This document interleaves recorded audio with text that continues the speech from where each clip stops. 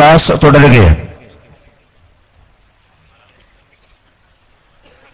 അടുത്ത ക്ലാസ് അബ്ദുൽ ഗഫൂർ അൽ ഖാസിമി. വിഷയം ഉന്നത വിദ്യാഭ്യാസം, സമസ്തയുടെ നയവും രീതിയും. ഈ സെഷന്റെ അവസാന ഭാഗത്ത് മുഹമ്മദ് രാമന്തളി സരസിനെ അഭിമുഖീകരിച്ചുകൊണ്ട് സംസാരിക്കും. അബ്ദുൽ ഗഫൂർ അൽ ഖാസിമി ഉന്നത വിദ്യാഭ്യാസം, സമസ്തയുടെ നയവും രീതിയും എന്ന വിഷയത്തെ ആസ്പദമാക്കി സംസാരിക്കുന്നു. ശ്രദ്ധിക്കുക. മഗ്രിബ് നമസ്കാരാനന്തരം അബ്ദുൽ സമദ് സമദാനി പൈതൃകം എന്ന സെഷൻ ഉദ്ഘാടനം ചെയ്യും. അസ്സലാമു അലൈക്കും വറഹ്മത്തുള്ളാഹി വബറകാതുഹു. ബിസ്മില്ലാഹിർ റഹ്മാനിർ റഹീം. അൽഹംദുലില്ലാഹി റബ്ബിൽ ആലമീൻ. വസ്സലാത്തു വസ്സലാമു അലാ അഷ്റഫിൽ മഖ്ലൂഖീൻ വഅലാ ആലിഹി വസഹ്ബിഹി അജ്മഈൻ. അമ്മാ ബഅദ്. ഖാല റസൂലുള്ളാഹി സ്വല്ലല്ലാഹു അലൈഹി വസല്ലം ലം യസ്ലഹ ആഖിറു ഹാദിഹിൽ ഉമ്മ ഇല്ലാ ബിമാ സലഹ ബിഹി അവ്വലുഹാ. സദഖ റസൂലുള്ളാഹി സ്വല്ലല്ലാഹു അലൈഹി വസല്ലം. ആമുഖങ്ങളൊന്നും കൂടുതൽ നടത്താതെ വിഷയത്തിലേക്ക് കടക്കുകയാണ്. സ്റ്റേജിൽ സമസ്തയുടെ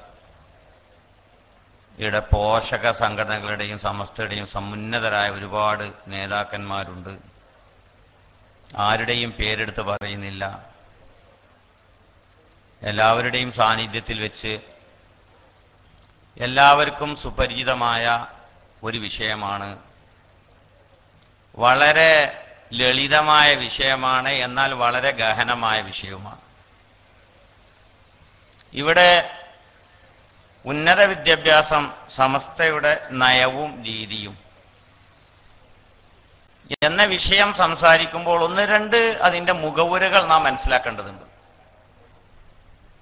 എന്താണ് ഉന്നത വിദ്യാഭ്യാസം?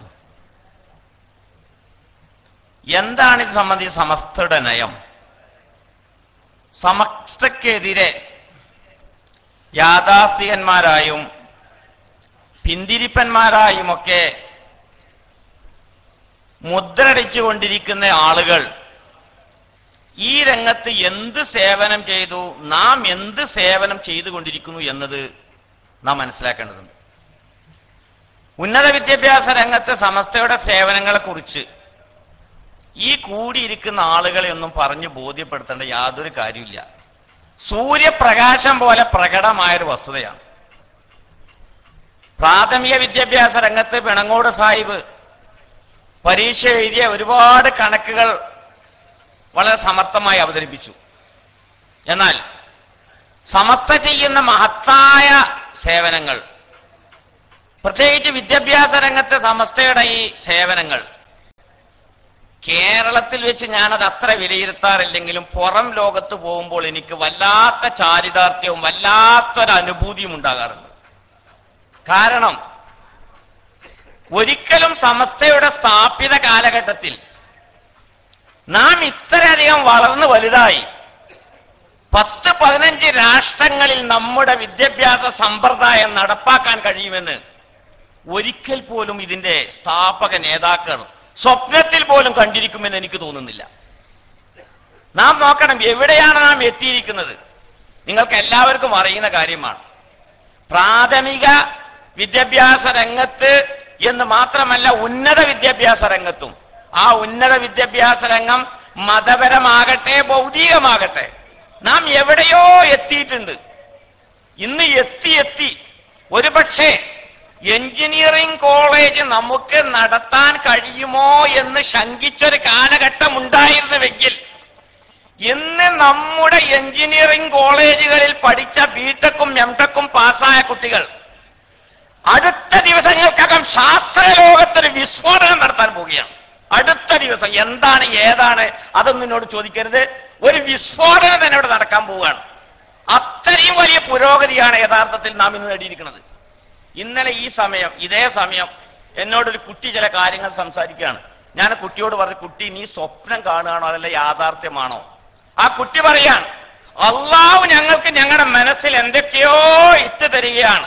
ഞങ്ങൾ ഇത് അംഗീകരിക്കുകയാണെങ്കിൽ ലോകം മുഴുക്കെ സാർവത്രികമാവുന്ന ഇന്റർനെറ്റിന്റെ ഒരു മറ്റൊരു പതിപ്പായും കൊണ്ട് അഥവാ ഇന്റർനെറ്റിന് സ്പേസ് ഇല്ലാതെ കണ്ട് മൊബൈലുകളിൽ അത് വരുത്തി തീർത്ത് ഒരു വിസ്ഫോടനം തന്നെ നടത്താൻ കഴിയുന്ന കാര്യങ്ങൾ നമ്മുടെ കുട്ടികൾ ഇന്ന് ലാബുകളിൽ നിന്ന് ഗവേഷണം നടത്തിക്കൊണ്ടിരിക്കുന്ന കാലഘട്ടത്തിൽ ആരെങ്കിലും എവിടെങ്കിലും എന്തെങ്കിലും എവിടെങ്ങൾ എന്ന് ചോദിച്ചാൽ അതിന് സത്യത്തിൽ ഇന്ന് മറുപടി പറയേണ്ട ഒരു കാര്യമില്ല. മറുപടിയാണ് ഈ കാണുന്നതൊക്കെ. നാം ഒന്ന് മനസ്സിലാക്കണം, നാം ഇന്ന് എവിടെ എത്തിയിരിക്കുന്നു. ഞാൻ അൽഹംദുലില്ലാ വിദേശ രാഷ്ട്രങ്ങളിലെ സമസ്ത കേരള വിദ്യാഭ്യാസ ബോർഡ് നടത്തുന്ന മിക്ക മദ്രസയിലും എന്റെ കാല് കുത്തിയിട്ടുണ്ട്. എന്തോ യാദൃശ്ചികം എന്നേ പറയേണ്ടതുള്ളൂ. ചില മദ്രസകളൊക്കെ കാണുമ്പോ എനിക്ക് അതിശയം തോന്നാറുണ്ട്. നിങ്ങൾക്കൊക്കെ അറിയുന്ന കാര്യമാണ്, ദുബൈയിലുള്ള മദ്രസയിൽ 1000 ചില്ലാനം കുട്ടികളാണ് നമ്മളെ മദ്രസയിൽ പഠിച്ചുകൊണ്ടിരിക്കുന്നത്. 1000 ചില്ലാനം. നിങ്ങളൊന്ന് മനസ്സിലാക്കണം. റാസൽ ഖൈമയിലും അതേപോലെ തന്നെ അബൂദാബിയിലും അല്ലൈനിലെ ആ മദ്രസയിൽ, അതുപോലെ തന്നെ അബൂദാബിയിലെ അനസുൽ മാലിക് മദ്രസയിൽ ഒക്കെ +2 വരെ എത്തിക്കഴിഞ്ഞ് എന്താണ് ഈ കേൾക്കുന്നത്? അടുത്ത ദിവസം ഞാൻ ഒമാനിൽ പോയപ്പോ സീബില് അവിടുത്തെ ആളുകൾ റേഞ്ച് ജമിയത്തുൽ മുഅല്ലിമീന്റെ ഒരു യോഗ ഉണ്ടായി, നിങ്ങളൊരു ക്ലാസ് എടുത്തരണം എന്നാണ്. ഞാൻ പറഞ്ഞു ഓ ഓക്കെ. അവിടെ ചെന്ന് നോക്കുമ്പോ കേൾക്കണ കഥ, ഒരു 19 മുഅല്ലിങ്ങൾ ഒക്കെ നല്ല ഫൈസിമാരും ഉദവിമാരും ദാരിമിമാരും വാഫിമാരും നല്ല നല്ല നല്ല ഡിഗ്രി എടുത്ത ആളുകൾ 19 ആളുകൾ സീബിലൊരു മദ്രസയിൽ ഒരുമിച്ച് കൂടിയപ്പോ ഞാൻ സ്വയം ഇങ്ങനെ ചിന്തിച്ചു പോയി, പടച്ച തമ്പുരാനെ നമ്മൾക്ക് ഈ ജാതി പുരോഗതി നേടാൻ കഴിഞ്ഞല്ലോ. നിങ്ങൾ ചിന്തിച്ചു നോക്കണം. ബഹ്റൈനിൽ അവിടെ നമ്മുടെ മദ്രസ വളരെ ഉഷാറ് വെച്ച ഒന്നിനൊന്ന് എടുത്തു പറയാല്ല. ചിലപ്പോൾ അവിടുത്തെ ആളുകളൊക്കെ ഉണ്ടാവും നമ്മളെ മദ്രസ മോശമാക്കിയെന്ന് പറഞ്ഞിട്ട് ഒന്നിനൊന്നും എടുക്കാനില്ല. എല്ലായിടത്തും. ഒരു കാലത്ത് ഖത്തറിൽ നമുക്ക് കാല് കുത്താൻ കഴിഞ്ഞിരുന്നില്ല. ഖത്തറിൽ മൗലൂദ് ഓതിന്റെ പേരിലാണ് വടകരക്കാരെ നാട് കടത്തിയത്. ആ ഖത്തറിൽ ഇന്ന് നമ്മുടെ മദ്രസകൾ പ്രവർത്തിച്ചുകൊണ്ടിരിക്കുന്നു. റേഞ്ച് ജമിയത്തുൽ മുഅല്ലിമീൻ പ്രവർത്തിച്ചുകൊണ്ടിരിക്കുന്നു. മലേഷ്യയിൽ ഒരു കാലത്ത് ഓറിഞ്ച് എന്ന് പറയുന്ന മദ്രസ മാത്രമാണ് സമസ്തയുടെ അംഗീകാരം ഉണ്ടായിരുന്നത്. ഇന്ന് 10-15 മദ്രസകൾ, 25ഓളം മദ്രസകൾ ഇന്ന് മലേഷ്യയിലുണ്ട്. അതേ സമസ്തയുടെ സിലബസാ ഫോളോ ചെയ്യണത്. എല്ലാവർക്കും അംഗീകാരം കൊടുക്കാൻ പെണങ്കോട് സാഹിബും ചിലപ്പോൾ സമ്മതിക്കില്ല, കാരണം നിയമങ്ങൾ നോക്കാത്തതുകൊണ്ട്. ഏതായിരുന്നാലും ആകട്ടെ, സംഗതി അവിടെ മദ്രസ നടന്നുകൊണ്ടിരിക്കുന്നുണ്ട്. എവിടെയാണ് ഈ മലേഷ്യ? അവിടുത്തെ പ്രതികൾ അൽഹംദുലില്ലാ ഇവിടെ സമ്മേളനത്തിൽ എത്തിയിട്ട് ഞാൻ താലിക്കുട്ടി ഉസ്താദ് പറയുണ്ടായി, എവിടെയാണ് ഈ മലേഷ്യ കിടക്കുന്നത്? ഓൽക്കെന്തിനായി മദ്രസ? അവിടെ ഉഗാമയുടെ മദ്രസ നടന്നുകൊണ്ടിരിക്കുന്നുണ്ട്, ഔഖാഫിന്റെ മദ്രസ ഉണ്ട്, കമ്പൽസരിയാണ്. എന്നിട്ടും സമസ്തയുടെ മദ്രസ വേണം. വല്ലാത്തൊരു അതിശയം തന്നെ. ഈ അടുത്ത ദിവസം ഞാൻ ദുബൈയിൽ നിന്ന് ഒരു കാറിലൊരു സഹോദരന്റെ വണ്ടിയിൽ പോകുക, റാസലൈമിക്ക പോകുന്നത്, വളരെ അടുത്ത ദിവസം. അപ്പോ അദ്ദേഹം ഇങ്ങനെ പല കാര്യങ്ങളും ചർച്ച ചെയ്ത കൂട്ടത്തിൽ എന്നോട് പറഞ്ഞു, എന്റെ മക്കള് റാസൽ ഖൈമയിലെ ബുഖാരി മദ്രസയിലാണ് പഠിച്ചത്. ഞാൻ ചോദിച്ചു, അതുകൊണ്ട് എന്റെ വലിയ മാറ്റം കിട്ടി? ആ കിട്ടി. എന്റെ കുടുംബത്തിൽപ്പെട്ട മറ്റാളുകൾ, സമപ്രായക്കാരായ ആളുകൾ കുട്ടികൾക്ക് ഖുർആൻ ഓതാൻ വയ്യ. എന്റെ കുട്ടികളാണ് ഇപ്പൊ അവർക്ക് തിരുത്തിക്കൊണ്ടിരിക്കുന്നത്. നാം നോക്കണം, നാം നേടിയത്. അന്തമാൻ എന്ന് പറയുന്ന ദ്വീപ് സമൂഹം 16ഓളം മദ്രസകൾ അവിടെ പ്രവർത്തിച്ചുകൊണ്ടിരിക്കുന്നുണ്ട്. അവിടെ ചില മദ്രസകൾ നേരത്തെ പറഞ്ഞില്ല, 100 ജില്ലാന മദ്രസകൾ പറഞ്ഞാൽ ഇങ്ങോട്ട് വന്നു. അവിടെ ചില മദ്രസകളൊക്കെ ഇങ്ങനെ അങ്ങോട്ടോ എന്നുള്ള മദ്രസകൾ അൽഹംദുലില്ലാ നമ്മുടെ ഭാഗത്ത് അടിയുറച്ചു നിന്നിരിക്കുകയാണ്. അന്തമാനിൽ നിന്ന് 300 കിലോമീറ്റർ അകലെയുള്ള ഡിഗിലിപ്പൂരി എന്ന് പറയുന്ന സ്ഥലത്ത്, ബർമയുടെ തൊട്ടടുത്ത സ്ഥലത്ത് നമ്മുടെ ഒരു മദ്രസ പ്രവർത്തിച്ചുകൊണ്ടിരിക്കുന്നുണ്ടോ? നമ്മൾ അന്തം വിട്ടുപോകൂലേ? ഏതാണ് ഈ ഡിഗിലിപ്പൂരി എന്ന സ്ഥലമാണ്? ബംഗാളികൾ മാത്രം താമസിക്കുന്ന സ്ഥലം. അവിടെ ഇങ്ങനെ ചെന്ന് നോക്കുമ്പോ നമ്മളൊരു ഖാസിമുണ്ട്, കുറച്ച് കുട്ടികൾക്ക് ഇങ്ങനെ സമസ്ത വിദ്യാഭ്യാസ ബോർഡിന്റെ മദ്രസ പഠിപ്പിച്ചുകൊണ്ടിരിക്കുന്നത്. ഷാർജയിൽ ചെന്ന് നോക്കുമ്പോ ഒരു സഹോദരൻ പറഞ്ഞെന്താണെന്നറിയോ? ഓ ഉറുദുക്കാരനാ. ഉഫൂർ ഭായ് ക്യാ നെയ് ഓ ഹം ബഹുത് പരീശാൻ ഹെ. ഞാൻ ചോദിച്ചു ക്യാ ഹെ? നെയ് ഹമാരാ തോ മദ്രസ ബന്ദ് ഹോ ഗയാ. ഞാൻ ചോദിച്ചു ആപ്കാ കോൺ സാ മദ്രസ ബന്ദ് ഹോ ഗയാ? ഹമാരാ മദ്രസ. എനിക്ക് മനസ്സിലാണില്ല, ബീഹാരിയാണ് പറയുന്നത് ഹമാരാ മദ്രസ ബന്ദ് ഹോ ഗയാ. ഞാൻ എന്താ പഠിച്ച തമ്പുരാനെ. പിന്നെയും ചോദിച്ചു ക്യാ ആപ്? നെയ് നെയ് മേരാ ബച്ച ഹമാരാ മദ്രസ മേ പഠിത്താ ഹെ, ആ തുർമതി മേ പഠിത്താ ഹെ, അഭിയോ ബന്ദ് ഹെ. പടച്ച തമ്പുരാനെ, ബീഹാറുകാരനായ ആൾക്ക് ബീഹാരിയുടെ മദ്രസ വേണ്ട, നമ്മളെ മദ്രസ മതി.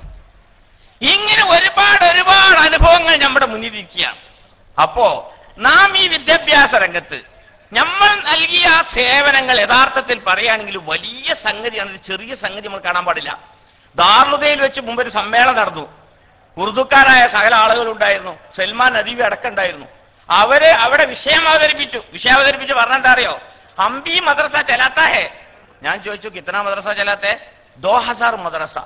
വിശാലമായ യു പിയില് 3 കോടിയോളം മുസ്ലിങ്ങളുടെ യു പിയില് 2000 മദ്രസയാണ് സിസ്റ്റമാറ്റിക്കലായിട്ട് അവർക്ക് നടത്താൻ കഴിഞ്ഞിട്ടുള്ളൂ എന്ന് പറയുമ്പോൾ നാം ഒരു വലിയ നേട്ടമാണ് ഈ രംഗത്ത് നേടിയിരിക്കുന്നത്. പിന്നെ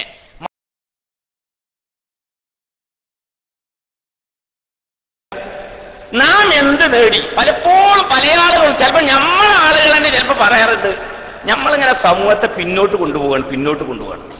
ഇത് സമസ്തയുടെ ഈ രംഗത്തുള്ള പ്രവർത്തനം മനസ്സിലാക്കണമെങ്കിൽ നമ്മുടെ നാട്ടിലേക്ക് നമ്മളൊരു 50 കൊല്ലം മുമ്പത്തേക്ക് അങ്ങ് മടങ്ങണം. ആദ്യം അവിടെ മടങ്ങണം. ഞാൻ മടങ്ങിയാണ്, ഞാൻ എന്റെ ജീവിതത്തിലേക്ക് മടങ്ങിയാണ്. ഞാൻ 1960-70കളിലാണ് സ്കൂളിലും മദ്രസയിലൊക്കെ പഠിക്കുന്ന കാലഘട്ടം. ആ കാലഘട്ടം എന്റെ നാട് മലപ്പുറം മുനിസിപ്പാലിറ്റിയിലെ സ്വന്തം ഹറമിലാണ്, ഏറ്റവും നല്ല സ്ഥലത്താണ്. അവിടുത്തെ അന്നത്തെ എന്റെ സ്കൂളിൽ ഞാനൊരു ചെറിയ വിഷയം മനസ്സിലാക്കാൻ വേണ്ടി പറയുന്നു. അന്ന് എന്റെ 1ാം ക്ലാസ് ഞാൻ പഠിക്കുമ്പോ ഒരു 100 കുട്ടികളുണ്ട് 1ാം ക്ലാസ്സിൽ. 2 ഡിവിഷനാ. അത് 2ാം ക്ലാസ്സിലും ഏറെക്കുറെ കണ്ട് 3 ആയപ്പോ കുറഞ്ഞു, 4 ആയപ്പോ പിന്നെയും കുറഞ്ഞു, 5 ആയപ്പോഴും ഡിവിഷൻ 2. അതിന്റെ കാരണം എന്താണെന്ന് പറഞ്ഞാൽ വേറെ 3 LP സ്കൂളുകളിൽ നിന്നും കൂടി ഇതിലേക്ക് വന്നിട്ട്, അപ്പോ 4ാം ക്ലാസ് കഴിഞ്ഞതോടുകൂടെ 48-50 കുട്ടികൾ പഠനം നിർത്തി, അണ്ടി പറിക്കാൻ തുടങ്ങി. അല്ലെങ്കിൽ ഞങ്ങളുടെ നാട്ടിലുണ്ട് ഒരു പെരുമ്പറമ്പ് എന്ന സ്ഥലത്ത് ഒരു ഉണ്ട പൊറുക്കുന്ന സ്ഥലം, അവിടേക്ക് കുട്ടികൾ ഉണ്ട പൊറുക്കാൻ പോയി. നോക്കണം, അവസാനം 5ഉം 2 ഡിവിഷൻ ഉണ്ട്. എന്താ 5 2 ഡിവിഷൻ ഉണ്ടാകാനുള്ള കാരണം? 4 LP സ്കൂളിൽ നിന്ന കുട്ടികൾ, 6ഉം 2 ഡിവിഷൻ ഉണ്ട്. 7ാം ക്ലാസ് എത്തിയപ്പോൾ ഞാൻ ഇന്ന് ഓർക്കുന്നു, ഞങ്ങൾ 29 കുട്ടികളാണ് 7ാം ക്ലാസ്സിലുള്ളത്. ഇത് മലപ്പുറം മുനിസിപ്പാലിറ്റിയിലെ ഒരു അവസ്ഥ ഞാൻ പറയുന്നത്. അങ്ങനെ 8ാം ക്ലാസ്സിലേക്ക് മലപ്പുറത്തേക്ക് സ്കൂളിൽ പോയത് 5 കുട്ടികളാണ്. നോക്കണം, 960കളുടെ കഥയാണിത്. എന്താ ഇതിന്റെ അവസ്ഥ എന്നറിയോ? നമ്മുടെ നാട്ടിൽ പട്ടിണിയും കഷ്ടപ്പാട് ഈ കുപ്പായും ഈ തുണിയൊന്നും എടുത്തിട്ടല്ല. അന്ന് കാസർഗോഡ് SOS യോഗം വെക്കുക എന്ന് പറഞ്ഞിട്ട് ഇവിടേക്ക് കാസർഗോട്ടുകാരെ തന്നെ കിട്ടുള്ളൂ, മലപ്പുറക്കാരെ ഒന്നും വരാൻ കഴിയില്ല. അത്തരം ശോചനീയമായ കാലഘട്ടത്തിൽ സമസ്തയ്ക്ക് ഇവിടെ എന്ത് ചെയ്യാൻ കഴിയും? അതാണ് നമ്മൾ മനസ്സിലാക്കേണ്ടത്. സാഹചര്യം ചുറ്റും ഇന്നിങ്ങനെ ഇരുന്നിട്ട് നമ്മുടെ കുഷി സീറ്റിൽ ഇങ്ങനെ ഇരുന്നിട്ട് സമസ്ത എന്ത് ചെയ്തത്? അത് ഇപ്പൊ നമുക്ക് ഇന്നിങ്ങനെ ചിന്തിക്കാൻ കഴിയും. അന്നത്തെ അവസ്ഥ മനസ്സിലാക്കണം. ഈ സമസ്തയുടെ മഹാന്മാരായ നേതാക്കൾ മുഷാവറക്ക് പോയിരുന്നത് കാറിലും തീവണ്ടിയിലൊന്നല്ല, മറിച്ച് ബസ്സിൽ നിന്നേ പോയിരുന്നത്. ഇതൊക്കെ എന്റെ കൺകൊണ്ട് ഞാൻ കണ്ടതാ.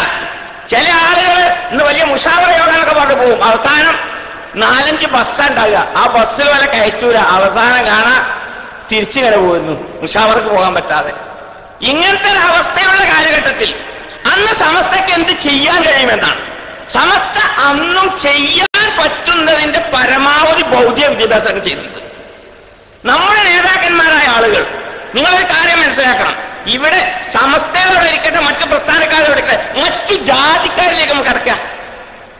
മറ്റ് സമൂഹത്തിന്റെ ഈ ഉന്നത വിദ്യാഭ്യാസ രംഗത്തുള്ള അവസ്ഥ എന്തായിരുന്നു? ഉയർന്ന കുലജാതരായ നായന്മാര്, അതുപോലെ നമ്പ്യന്മാര്, അങ്ങനെ കുറച്ച് ആളുകൾക്ക് വിദ്യാഭ്യാസമുണ്ടെന്നത് ഒഴിച്ചു നിർത്തിയാൽ 99% വരുന്ന ഹരിജന ഗിരിജന ബാക്ക് ഷെഡ്യൂൾ ട്രൈബ്സിനോട് ഒരു വിദ്യാഭ്യാസമില്ല. ആ കാലഘട്ടത്തിൽ നമ്മുടെ സമൂഹത്തിൽപ്പെട്ട ആളുകൾക്കും വിദ്യാഭ്യാസമില്ല. എല്ലാവരും കർഷകന്മാരും കൂലിത്തൊഴിലാളികളും ആവുന്നൊരു കാലഘട്ടം. അന്നേരം ബിടെക് കോളേജോ എംടെക് കോളേജോ എഞ്ചിനീയറിംഗ് കോളേജോ എന്ന് വേണ്ട B.Ed കോളേജ് പോലും തുറന്നാൽ ഒരു കുട്ടിനും കിട്ടൂല. കാരണം ഞാൻ പറഞ്ഞതാണല്ലോ അവസ്ഥ. 1ാം ക്ലാസ്സിൽ 100 കുട്ടിയാണെങ്കിൽ SSLCക്ക് എത്തുന്നവൻ 5 കുട്ടിയില്ല. അന്ന് SSLC പാസ്സായി എന്നാണ് ഇപ്പൊ IAS പാസ്സായി എന്ന് പറഞ്ഞ അവസ്ഥയിലാണുള്ളത്. അത്തരമൊരു കാലഘട്ടമാണ്. അപ്പൊ അതുകൊണ്ട് ആ കാലഘട്ടത്തിൽ നാം എന്ത് ചെയ്തു? അന്ന് നമ്മുടെ ഉലമാവ് നാം ഒന്ന് മനസ്സിലാക്കണം. നമ്മുടെ മഹാന്മാരായ ഉലമാക്കളുടെ പ്രസംഗമൊക്കെ കേട്ടിട്ടുണ്ടെങ്കിൽ ആ കാലഘട്ടത്തിൽ നമ്മൾ എത്ര നല്ല പ്രസംഗമാണ് നടത്തിയിരുന്നത്. ഒരുപാട് നേതാക്കന്മാരുടെ നല്ല പ്രസംഗങ്ങൾ ഇന്നും എന്റെ മനസ്സിൽ പലപ്പോഴും പലയിടത്തും ക്ലാസ്സുകളൊക്കെ വെക്കാൻ അവർ പറഞ്ഞ ചില ശകലങ്ങളെങ്കിലും ചിലപ്പോൾ എനിക്ക് മനസ്സിലോർമ്മ വരാറുണ്ട്. ശംസുല്ലോമാൻ അവറുള്ള മാനവകൾ എന്തായിരുന്നു മൂപ്പര പ്രസംഗം? എവിടെയെങ്കിലും ഒരു പൊളി വാക്കതിലുണ്ടോ? എന്തെങ്കിലും ഒന്ന് റിപ്പീറ്റ് എന്ന ആവർത്തനം ഒന്ന് വേണ്ടാതെ അല്ല ഞാൻ പിഴച്ചു, അങ്ങനെ പരിപാടിയെ പറഞ്ഞു കറക്റ്റ്. അങ്ങനെ ഒരുപാട് മഹാന്മാരെ ഒന്നോ രണ്ടോ നില കെ വി ഉസ്താദ്, അടുത്ത് നമ്മളോട് വിട പറഞ്ഞ കെ ടി മാൻ ഉസ്താദ്. എന്തായിരുന്നു ഉപരപ്രസംഗം? നിങ്ങൾ കേട്ടിട്ടുണ്ട് എന്തെങ്കിലും പൊയ്വാക്കുകളോ വേണ്ടാത്തരങ്ങളോ അല്ലെങ്കിൽ ചത്തുപോകണ വർത്താനങ്ങളോ ഒന്നും ഉണ്ടാകാറില്ല. മനസ്സിലായില്ലേ? അങ്ങനെ വളരെ സാഹിത്യ സമ്പുഷ്ടമെന്ന സാഹിത്യം എന്ന് പറഞ്ഞാൽ എന്തെങ്കിലും കുറെ കൂട്ടിക്കലർത്തി പറയാനല്ല, അവസരോചിതമായി സംസാരിക്കാൻ കഴിവുള്ള മഹാന്മാരായ ആളുകളാണ് ഇവിടെ ഉണ്ടായിരുന്നത്. എഴുത്ത് രംഗത്തോ ഒരു കാലഘട്ടത്തെ എഴുത്ത് മനസ്സിലാക്കണം. 50 കൊല്ലം മുമ്പത്തെ അൽബയാൻ എല്ലാവർക്കും നിങ്ങൾ വേറെ പുസ്തകം നോക്കി. അൽബയാന്റെ സാഹിത്യ ശൈലി നോക്കുന്നതിന് മുമ്പ് മറ്റ് മലയാള സാഹിത്യ പുസ്തകങ്ങൾ, ഒരു 100 കൊല്ലം മുമ്പുള്ള ഒരു മലയാള സാഹിത്യ പുസ്തകം എടുത്താൽ അവിടെ എന്ത് മാറ്റങ്ങൾ ഉണ്ടാവും? അതുപോലുള്ള മാറ്റങ്ങൾ നമ്മുടെ സാഹിത്യത്തിലുണ്ട്. ആ കാലഘട്ടത്തിലുള്ള നിങ്ങൾക്ക് വായിച്ചു നോക്കില്ല. മലയാള മനോരമ 80 വർഷം മുമ്പ്, 80 വർഷം മുമ്പത്തെ ഭാഷ എന്ത്, ആ ഭാഷക്കനുസരിച്ച് അന്നും നമ്മൾ വളർന്നിട്ടുണ്ട്. സർവോപരി മറ്റൊരു കാര്യം പറയാനുള്ളത്, നമ്മുടെ സമന്വയ വിദ്യാഭ്യാസം അത് ഇന്നും ഇന്നലെയും തുടങ്ങിയല്ല. ആ സമന്വയ വിദ്യാഭ്യാസത്തിന് കേരളത്തിൽ ഏറ്റവും ചുരുങ്ങിയത് 3 നൂറ്റാണ്ട് കാലത്തെ പഴക്കമുണ്ട്. ഒരുപാടൊന്നും ഞാൻ പറയുന്നില്ല. ആ സമന്വയ വിദ്യാഭ്യാസത്തിൽ എന്തെല്ലാം പഠിപ്പിച്ചുകൊണ്ടിരിക്കുന്നത്? ആ സമന്വയ വിദ്യാഭ്യാസത്തിലാണല്ലോ കണക്ക് പഠിക്കുന്നത്. നമ്മുടെ പണ്ഡിതന്മാർക്ക് കണക്കറിയാം. ഏത് കാലഘട്ടത്തിൽ സമൂഹത്തിന്റെ 99% കണക്കറിയില്ല. കമ്പ്യൂട്ടറും ഇല്ല, കാൽക്കുലേറ്ററും ഇല്ല, തേങ്ങാപുണ്ണാക്കില്ലാത്തൊരു കാലഘട്ടം. നമ്മുടെ വലമാർ ഹുലാസ ഓതി പഠിപ്പിച്ച് കണക്കറിഞ്ഞു. നമ്മുടെ പണ്ഡിതന്മാർക്ക് ഭിന്നതത്തിന്റെ കണക്കറിയാം. അത് കൂട്ടാനറിയാം, കിഴിക്കാനറിയാം, ഹരിക്കാനറിയാം, കുടിക്കാനറിയാം, അതിന്റെ റൂട്ട് എടുക്കാനറിയാം. ജസർ മുഖാബില നിങ്ങളൊന്ന് മനസ്സിലാക്കണം. അതിന്റെ റൂട്ട് എടുക്കാനറിയാം. അത് ജസർ മുഖാബില എന്ന് പറഞ്ഞിട്ട് അതുണ്ട്. ആൾജിബ്രയുടെ കണക്കറിഞ്ഞ വലമാക്കലാണ് സമസ്തയുടെ വലമാക്കൾ. ഗോളശാസ്ത്രത്തിൽ എന്താണ് അവിടുത്തെ നമ്മൾ വലമാവ് പഠിപ്പിച്ചത്? ആരാണ് നമുക്ക് യാഥാസ്ഥികത്വം ആരോപിക്കുന്നത്? ഗോളശാസ്ത്രത്തിൽ എന്താ പഠിപ്പിക്കണത് അറിയോ? തശ്രീഉൽ അഫ്ലാഖ് എന്ന് പറഞ്ഞ കിതാബില് എന്നാണ് ഈ പറഞ്ഞത്, 90 ഡിഗ്രിയിൽ പോയാൽ അവിടെ 6 മാസം രാത്രിയും 6 മാസം പകലുമായിരിക്കും. ഞാൻ വരെ അന്തം വിട്ടു. പഠിച്ചാൽ അങ്ങനെ ഉണ്ടാവും. It is impossible. 6 മാസം രാത്രി 6 മാസം പകലും. എന്താ തശ്രീഉൽ അഫ്ലാഖ് പറയാണ്? ഉഫ്ക ഹിസ്സി, ഉഫ്ക തിർസി, ഉഫ്ക ഊലൊക്കെ ഉണ്ട്.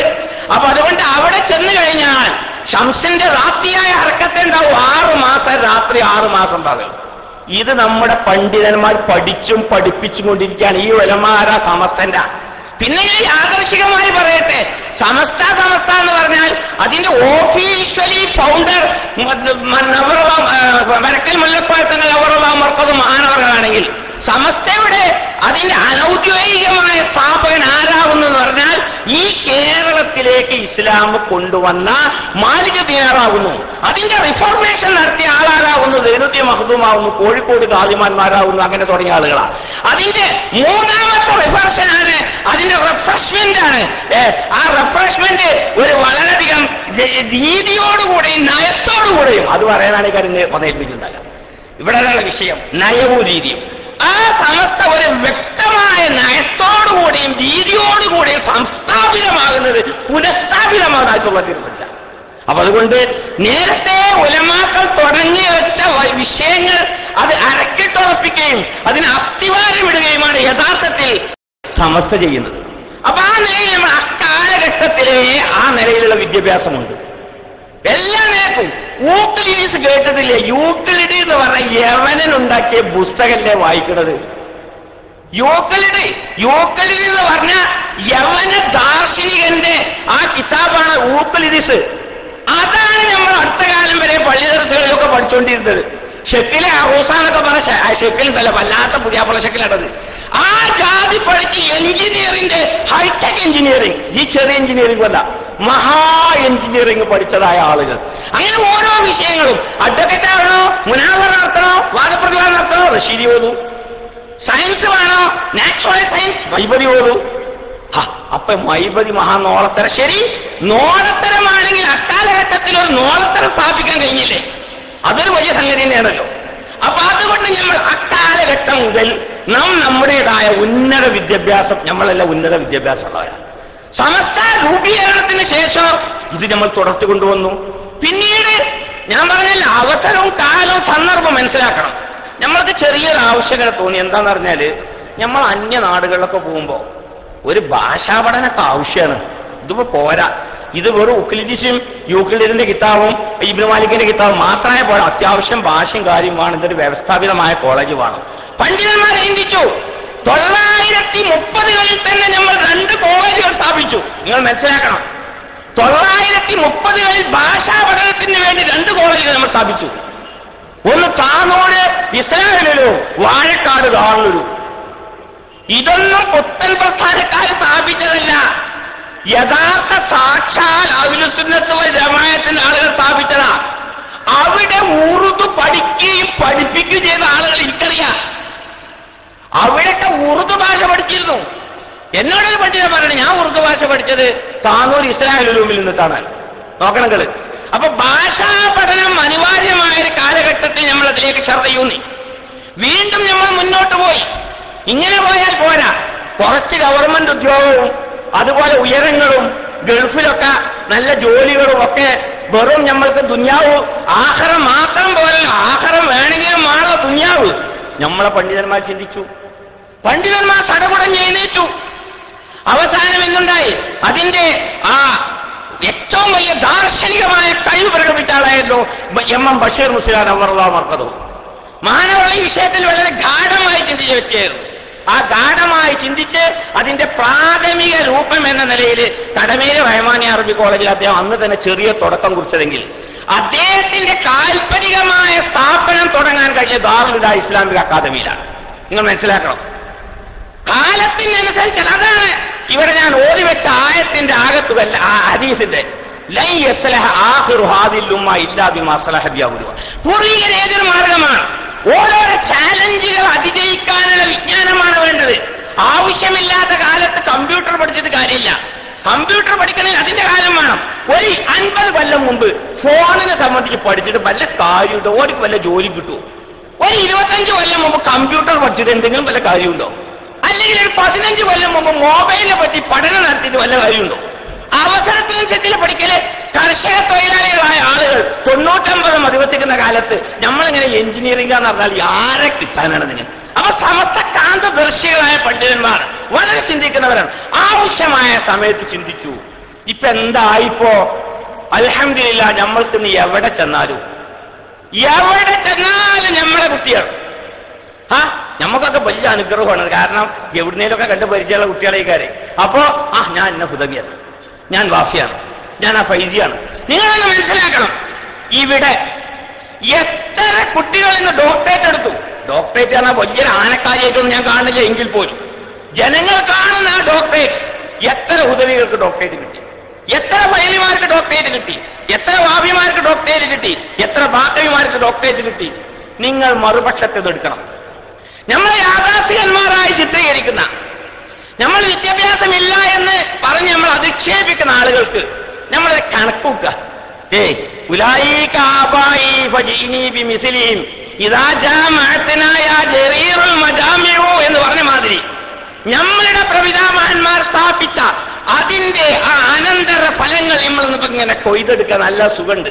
ഓരോ കുട്ടികൾക്ക് 18,000 ദിർഹം 20,000 ദിർഹം ശമ്പളം പറ്റിക്കൊണ്ടിരിക്കുക. നമ്മുടെ സമസ്ത കേരള ജമിയത്തുൽമയുടെ മഹാന്മാരായ പണ്ഡിതന്മാർ കൃഷി ചെയ്തതിന്റെ കൊയ്തെടുപ്പും അതിന്റെ വിളവെടുപ്പുമാണ് നമ്മൾ നടത്തിക്കൊണ്ടിരിക്കുന്നത്. ഈ ലോകത്ത് നമ്മളുടെ ത്യാഗങ്ങൾ എന്തൊക്കെയാണ് ഇതിന് വേണ്ടിയിട്ട് നാം മനസ്സിലാക്കണം. ഇന്ന് പണ്ഡിതന്മാരെന്ന് പറഞ്ഞാൽ ഇംഗ്ലീഷ് അറിയാത്ത പണ്ഡിതന്മാരിപ്പോ ഇല്ലാതെയിരിക്കണം. അത് 10 കൊല്ലം കൂടി കഴിഞ്ഞാൽ ഇംഗ്ലീഷ് സംസാരിക്കാൻ കഴിയാത്ത ആലിമീങ്ങൾ തന്നെ ഉണ്ടാവില്ല. എന്നിട്ട് നമ്മൾ പുരോഗതിച്ചു നോക്കണങ്ങള്. ഏത് രംഗത്താണ് നമ്മളില്ലാത്തത്? ജേർണലിസം എത്ര, IAS ഒരുപാട് കുട്ടികൾ കോച്ച് ചേർത്തുകൊണ്ടിരിക്കുന്നുണ്ട്. മുമ്പ് മറ്റേ ഇതിന്റെ CA ഒരുപാട് കുട്ടികൾ അത് പഠിച്ചുകൊണ്ടിരിക്കുകയാണ്. നാളെകളിൽ ഞാൻ പറഞ്ഞല്ലോ, ശാസ്ത്രലോകത്ത് പോലും നവഗവേഷണങ്ങൾ നടത്തി നമ്മൾ മുന്നേറിക്കൊണ്ടിരിക്കുകയാണ്. ആ സമയത്ത് നമ്മൾ യാഥാർത്ഥ്യന്മാരാണ്, നമ്മൾക്ക് പുരോഗതിയില്ല എന്ന് പറയുന്നവർ യഥാർത്ഥത്തിൽ കാര്യങ്ങൾ മനസ്സിലാക്കില്ല എന്നുള്ളതാണ്. ഇവരാണ് യഥാർത്ഥത്തിൽ ഏറ്റവും വലിയ യാഥാസ്ഥികന്മാർ. കാരണം എന്താണെന്നറിയോ? ഇവരുടെ ഉപ്പൂപ്പന്മാരാണ് ഏറ്റവും വലിയ യാഥാസ്ഥികന്മാർ. ആരാണെന്നറിയോ? ജമ്മു ജവാമി ഷറഅൽ ഓതി നമുക്കൊരു കാര്യം മനസ്സിലാവും. എന്താ മനസ്സിലാകാന്നറിയോ? ഖിലാഫത്തുൽ മുഅ്തസില വങ്കറവുൽ മുഅ്തസില. എന്താ നിങ്ങളൊന്ന് മനസ്സിലാക്കണം. ഇന്ന് ജമുൽ ജവാം എടുക്കുക, എന്നിട്ട് എന്റെ മുഅ്തസിലകൾ എന്ന് പറഞ്ഞത് നോക്കുക. ഇപ്പൊ ശാസ്ത്രം എന്ത് പറയുന്നു നോക്കണം. ശാസ്ത്രം ഇന്നെന്ത് പറയുന്നു? അന്നത്തെ സുന്നികൾ പറയുന്ന കാര്യങ്ങളാണ്. ഒരു കാലത്ത് നിങ്ങൾ മനസ്സിലാക്കണം, ഷറയിലക്കാരി മൈപ്പതി ഓതുന്ന കുട്ടികൾ ഭയങ്കര കൺഫ്യൂഷനിലാവും. എന്താ ജുസൂലിലായ ഉണ്ടോ ഇല്ലേ? ബദുലമാലിയൊക്കെ പറഞ്ഞിട്ട് ഒഫിൽ ഹക്കും കൗന ജുസ്ഹി ബിദാ വസ്ഫി തജസ്സി ഇബ്നു ഹാലി. ബദുലമാലി പറഞ്ഞെന്താ അറിയോ? ആറ്റം ഉണ്ട്. അതേ സമയത്ത് അന്നത്തെ സയന്റിസ്റ്റുകൾ പറഞ്ഞെന്താ അറിയോ? അങ്ങനെയല്ല, അത് ഹയൂല സൂറത്തിനാൽ ഉണ്ടായതാണ്. ശാസ്ത്രത്തെ പൊളിച്ചെഴുതി ആറ്റംസ് ഉണ്ട് എന്ന് ലോകത്തിന് കാണിച്ചു കൊടുത്തു. ഹിരോഷിമയിലും നാഗസാക്കിയിലും ബോംബിട്ടത് എന്താ? ആറ്റമിക് പവറായിരുന്നു. പക്ഷേ ആ ആറ്റം പിന്നെ വിഭജിച്ചു. ആറ്റം ഇന്ന് ഇലക്ട്രോൺ, ന്യൂട്രോൺ, പ്രോട്ടോൺ മൂന്നായി മാറി. ഇപ്പോഴും ആ ശറീഅത്തായ അഹ്ലുസുന്നത്ത് വൽ ജമാഅത്തിന്റെ ആശയം അഥവാ ജുസൂല്ലതിയിലായ ഉണ്ട് എന്ന ആശയമാണ് ഇന്നിവിടെ സ്ഥാപിതമായത്. ഇലക്ട്രോൺ ആയാലും പ്രോട്ടോൺ ആയാലും ന്യൂട്രോൺ ആയാലും ജുസൂല്ലതിയിലായ. അതേ സമയത്ത് പുത്തൻ പ്രസ്ഥാനക്കാർ ആ കാലഘട്ടത്തിൽ പറഞ്ഞത് എന്താണെന്നറിയോ? ഈ മുഅ്തസിലികളാണ് എല്ലാ നവീന ആശയത്തിലും തുടക്കക്കാരും. കുറച്ച് അള്ള ബുദ്ധി കൊടുത്തുകൊണ്ട്, പക്ഷെ ബുദ്ധി കൊടുത്തോണ്ട് മാത്രം കാര്യം. ബുദ്ധി അള്ള ആർക്കൊക്കെ കൊടുത്തിട്ട് ആ ബുദ്ധി ഉപകാരപ്പെടണ്ടേ? അപ്പൊ അതുകൊണ്ട് ഏത് രംഗത്ത് നോക്കിയാലും അൽഹംദുലില്ലാഹ് നമ്മളുടെ ആശയങ്ങൾ ഇന്ന് വളരെ സ്ഫുടമാണ്, വളരെ വ്യക്തമാണ്. ഇവിടെ എഴുതി വെക്കുന്നത് വരെ നിഷേധിച്ച കൂട്ടരുണ്ടല്ലോ. മാ യൽഫിദു മിൻ ഖൗലിൻ ഇല്ലാ ലദൈഹി റഖീബുൻ. അതെങ്ങനെ എഴുതാനാ? ഇപ്പൊ അതെങ്ങനെ എഴുതാന്ന് ചെറിയ 2 വയസ്സായ കുട്ടിക്കറിയാം. എന്താ? ഓന് മൊബൈൽ കഴിക്കാൻ അറിയാം. മൊബൈൽ കഴിച്ചാൽ സിം കാർഡ് എടുക്കാൻ അറിയാം. സിം കാർഡ് എടുത്ത് നോക്കുക, പടച്ചമ്പുരാനെ ഇതിൽ എത്രയോ GB ഉണ്ടല്ലോ, ഇതിലൊന്നും കാണില്ല, നോക്കിയിട്ട് കാണില്ല, ഇതിലൊന്നുമില്ല എന്ന് പറഞ്ഞാൽ ഓനെ പൊട്ടനാക്കല്ലേ ചെയ്യുക. എത്ര സാധനങ്ങളാണ് അവിടെ ഇറങ്ങിയിരിക്കുന്നത്. അഹ്ലുസുന്നത്ത് വൽ ജമാഅത്തിന്റെ പണ്ഡിതന്മാരത് പറഞ്ഞു, സിറാത്ത ഹഖ്ഖുൻ വൽ മീസാന ഹഖ്ഖുൻ. അപ്പൊ അവർ നിഷേധിച്ചു. ആ നിഷേധം ഇവർ ഏറ്റു പറഞ്ഞു. അതിന്റെ ബാക്കി എന്ന നിലക്കൊരു കാലഘട്ടത്തിൽ ജിന്ന് ഇല്ല എന്ന് പറഞ്ഞു. ജിന്ന് ഇല്ല എന്ന് പറഞ്ഞ പത്രത്തിലെ മാസിക ഞാൻ വായിച്ചിട്ടുണ്ട്. അതൊക്കെ ഗോത്രവർഗങ്ങളാണ്, അപരിഷ്കൃതരാണ്, യാഥാസ്ഥികന്മാരെ പറ്റിയൊക്കെ പറയുന്ന ചില ശൈലിയും പ്രയോഗങ്ങളുമാണ് എന്ന് പറഞ്ഞുകൊണ്ട് ജിന്നി എന്ന് പറയുന്ന ഒരു വർഗം തന്നെ ഇല്ല എന്ന് നിഷേധിച്ച കൂട്ടർ ഇപ്പൊ അവസാനം ജിന്നിനെ മേശന്റെ ഉള്ളിലും കൂടി കുടുങ്ങി പോയി എന്ന് വിചാരിക്കുന്ന അവസ്ഥയിലേക്ക് എത്തിയിരിക്കുകയാണ്. നമ്മളങ്ങോട്ട് പറയണ്ടല്ലോ, ഞമ്മക്ക് 10 ഇരട്ടി അങ്ങോട്ട് പറയണ്ട്. ഇവർക്ക് ആകെ പറയാനുള്ള ഇതൊക്കെ നമ്മളെക്കാളും കൂടുതൽ അറിയാം. നമ്മുടെ വിദ്യാഭ്യാസ പുരോഗതി എല്ലാവർക്കും നന്നായിട്ടറിയാം. പക്ഷെ എന്താണെന്നറിയോ, ആകെ ഇവർക്ക് പറയാനുള്ള എന്താണെന്ന് 2 മക്ബറ കിട്ടിടും, കുറച്ച് ചന്ദനക്കൊട് കൊടുക്കും.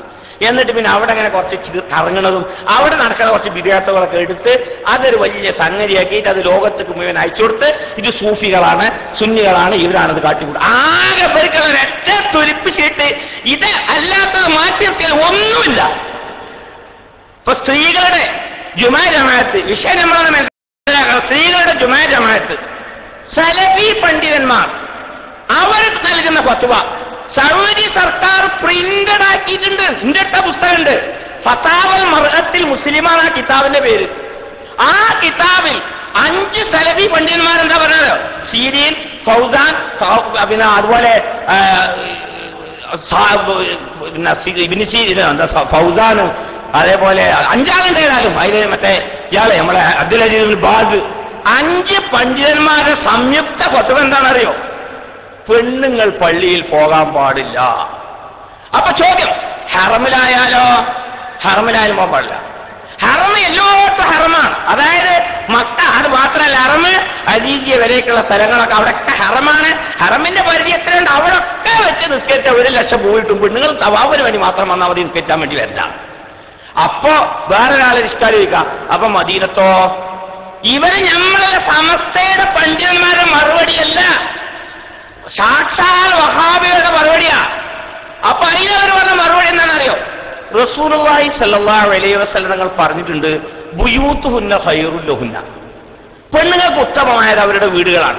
ഈ ഹദീസിന്റെ സാക്ഷാത്കാരം എന്ന നിലയിൽ ഒരു സ്ത്രീ മദീനയിൽ ചെന്നാൽ പോലും റൗളയിൽ പോകാതെ, റൗളയിൽ തങ്ങളെ കാണാൻ വേണ്ടി പോകല്ലാതെ, നിസ്കരിക്കാൻ പോകാതെ റൂമിലിരുന്നാൽ ആ 1000 റകഅത്തിന്റെ കൂലി ഇവിടെ നീട്ടുന്ന ഈ പുസ്തകം ഫതാവൽ മർഅത്തിൽ മുസ്ലിമ എന്ന പുസ്തകമാണ്.